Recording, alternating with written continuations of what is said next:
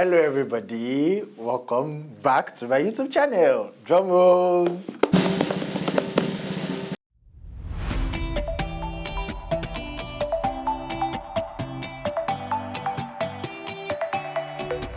Okay, yes, I missed you guys. Thank you very much for the love shown to my last video. I went to a school last weekend and I met a very beautiful lady. Should I say her name or not? Okay. Yeah, her name is Urede. Apparently, she was one of those that first subscribed to my YouTube channel who asked me, "Human of Faith, what's up with your YouTube channel?" And I was like, "Yeah, I'm back." So yeah, I'm back. How many of us watched my last video? If you watched my last video, you would have an idea of what I'd be talking about today. So can you guess? Guess. We are talking about books. Okay, let's be serious now. If you're my friend, you will know that books really make me happy. And trust me, I can spend the next 3 hours talking about books. But because I wanted it to be structured and narrowed down, here I'm using big English already, I felt to talk about books that helped me in my 20s. I'm still in my 20s, by the way, I'm not old. But yeah, I wanted to talk about books that helped me between 19 and 29.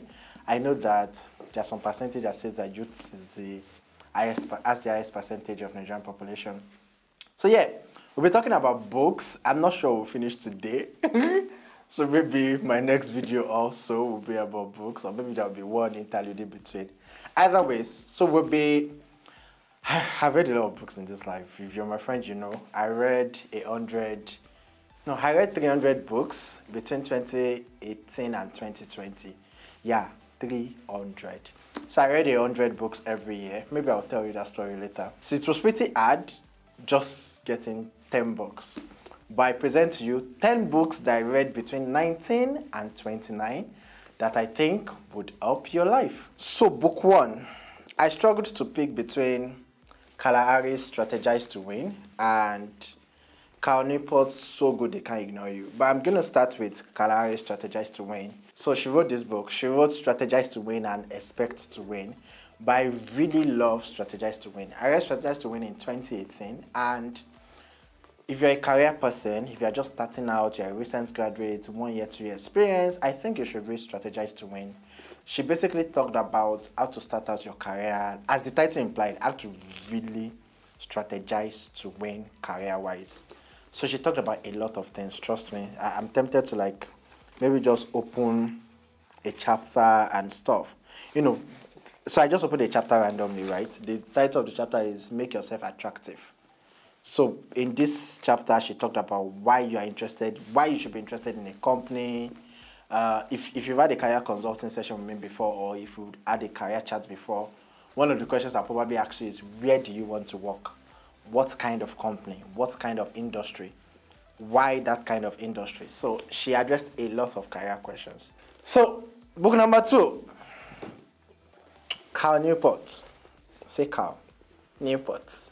A couple of guys find this, a couple of my friends and acquaintances find him controversial. And if you are a pursue passion kind of person, you might find him controversial too. Because the summary of this book is that, you know how we grew up now and people like, follow your passion, what are you passionate about? I'm passionate. I don't know if you guys have heard this joke where someone said, what are you passionate about? Don't follow money, follow passion. And someone replied saying, I'm following money passionately. So yeah, what Cal basically said in this book is, as you can read here, why skill trumps passion, in the quest for work, right? So what the crux of this book is that there is so much value that comes in investing in your skill. I think one of my highlights of this book is where he said that even if you do not have passion for something, if you put in enough hours, you would begin to like it because you can now do it in different ways. I don't know how many of us have experienced that before. I'm going to give a perfect illustration. I don't know if it's official or not. So I do not like numbers. Like, if you're my friend, you will know I hate numbers. Like, numbers give me a lot of headache. However, I do, of course, I'm an HR professional, so I do payroll, right? When I started doing payroll, I hated payroll. Like, I hated payroll. But now, literally, you can ask me questions about payroll and I can answer offhand. Because I've done it continuously, I think that I can facilitate like a 2 hours session on how to create payroll in Nigeria, and I think I would do very well. So yeah, that's really what Carl Newport said in this book. He said that you should be so good that nobody will want to ignore you. Now there are different amazing things. He talked about something called career capital. And this will apply to people that are just starting out. You know how probably what you want to do, in the nearest future is to be like the senior man in front of me recording me. You want to be a senior, cinematographer or something. But the first job you get, the only thing they ask you to do is to be taking pictures up and down. You're just snapping. You might even, the first job you might even get might be graphic design. And you're thinking, how does graphic design connect to being a cinematographer? Or, how does taking pictures connect to being a cinematographer? But as you take those pictures, as you do those design, by the time you get to a role, a cinematography role, you are able to add the combinations of the design idea plus taking pictures idea to how you shoot your video. I spent a lot of time talking about it. But yeah, number 2. Can you guess what number 3 is? Let's see. So again, number 3, I struggled between picking which one to make number 3 and number 4. But I think that number 3 is going to be managing yourself. Yeah. So I love reading Harvard Business Reviews because it's simple. It's like you're reading the thought of different people. This one in particular, for instance, is just a collection of essays from about 16, 17 people. Now, if you have friends in Harvard, I have a friend that finished from Harvard, shout out to Aramide, Kayode, Ne Akintimei, This stood out because, if you don't manage yourself, what else will you be able to manage? You probably won't be able to manage your time, manage your energy, manage your money, manage your relationships, manage habits. I saw a very interesting tweet today. He said, which one takes your money most, womanizing or drinking? And I just thought, like, why do you have to do either? I'm not subbing anybody, But basically, I think you should read on managing yourself. It talks about managing your time, managing your energy, managing your career, managing relationships. In fact, the opening chapter says, how will you measure your life? And I think that you would love it. Now, if you're my friend, this 4th book, there is no how. I would have recommended it to you. I think it's one of the best books. So I was supposed to give you guys this background story. I bloomed late. So what do I mean? If you know my story, I probably will attach one funny link like that. So I dropped out of school for like 6 years. Don't ask me what I was doing those period. I started SS1 like 6 years after GS3. Then I wrote JAM 3 times. So you can add all those years together. I think I entered university around 20. So a lot of my friends graduated uni from 20. So I bloomed late. So I didn't really get exposed to all these things like 23, 24. So if you're like 19, 20, I think that you should absolutely check out these books that will help your life. So I read this book, The Defining Decade, right? When I was 25. When I was 25. And I've read it every year since then. It is very encompassing. Like, it is very encompassing. So, the content is divided into like different chapters: work, love, the brain, and the body. And then think about it in your 20s. I like to tell people that majority of our life revolve around work, right? We are still at work right now. Both my and sub cinematographer. We are at work, right? And it's hey, Jesus. Work-life balance in the mud. Anyway, so it's very important that you get your career right. The second thing is love. I think that half of men's and women's problem in this life is love. If Burna Boy can sing, now everybody go shop breakfast. You should know that nobody's immune, right? So it talk about work, talk about love, and talks about like your body, exercise, game, hobby. My takeaway from this book is a concept called identity capital. And if you've had like a paid, you should book me for a paid career consulting, by the way.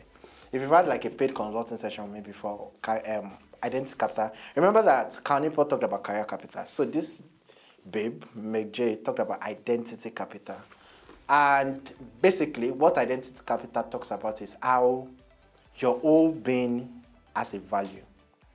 So there's something we say when we're recruiting a talent. You say, what's the EVP of the talent? So beyond you being a designer or being a front-end developer, like who are you? And what does your brand bring to the table? And that is the concept of identity capital. And she further talked about how identity capital is built, how it is harnessed, how it is cultivated. I'm not going to explain. Please buy this book. And the fifth book for now, who can guess? Can you guess? Can you guess? Can you guess? Can you guess? Can you guess? Can you guess? Can you guess? Can you guess? Yeah, Mr. McMason. Now, this doesn't look like a book Emmanuel Faith should recommend, but trust me, I absolutely love this book. The Subtle Art of Not Giving a Fuck. Sorry if you are not up to 18, please do not watch this video. You can pause at this point and click to the end. But I know that when you hear the title, sometimes I'm not giving a fuck. You're like, what the fuck is this? By the way, they use a lot of fuck in this book. I'm just giving that disclaimer. So anytime you see fuck, you can jump. But I think he even started by saying, I think it defined, let me see. I've not read this book in a while. Yeah, so I wrote it here. I said, I hope you worry less, stop giving fucks, and learn to focus on things that really matter. So according to the title, fuck is like worrying about things. You know how we worry? Like I see Twitter, I don't know if you guys have seen it, and I don't think it's cool. And I'm not even subbing you. But if you have this thing on your Twitter, please go and remove it. Professional overthinker, professional warrior. All those things, they are not LD. I know you're a Gen Z, but please go and remove it. You're already creating a perception. So basically, if you're an overthinker, yes. If you're an overthinker, you're a warrior, I think you should read this book.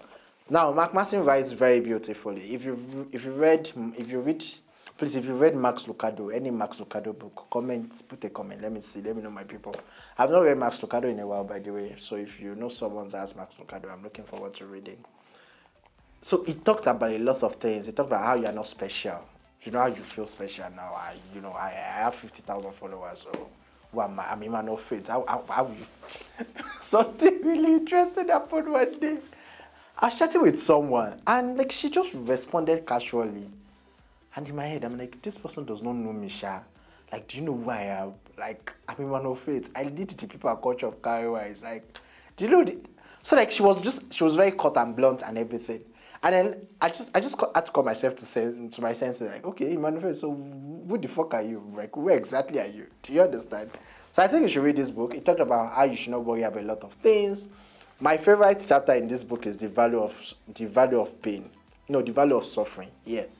So it talked about how, like, and I'm very sure you can connect with this, how like your darkest moments can also be the moments that catapults you to the spotlight, all those things.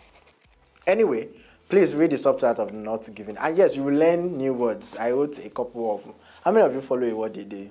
So I run an initiative called A Word a Day.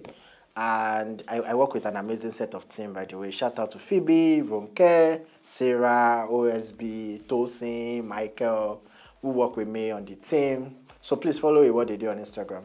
That's another thing. I read a lot because I want to learn new words. So you also learn a lot of new words, a lot of history. I'm going to conclude. It's very interesting. I know I've talked a lot on the subject of not giving a fuck, which is quite interesting. There's a chapter called The Art of Not Choosing. So I don't know if this has happened to you before. You have to make a decision, and like, you just postpone it. Postponing to make a decision is a decision. Not making a decision is a decision.